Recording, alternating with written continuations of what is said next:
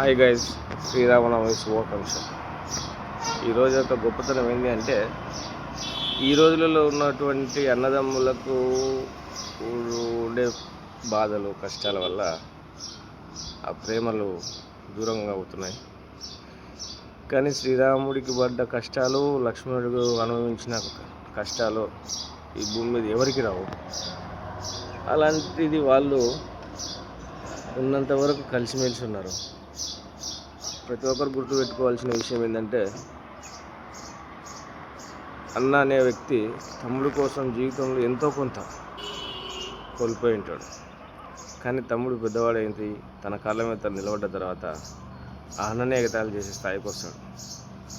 అలాంటివి జరగకుండా ఉండాలి అని మన పూర్వీకులు శ్రీరాముడి యొక్క గొప్పతనాన్ని, లక్ష్మణుడి యొక్క ప్రేమని, కష్టంలోనైనా నష్టంలోనైనా అన్నదమ్ములు కలిసి ఉండాలనే భావనతో శ్రీరాముడి యొక్క కథను ప్రజలందరూ తెలుసుకోవాలని చెప్పేసి శ్రీరామనవమి గొప్పగా చేసుకుంటారు.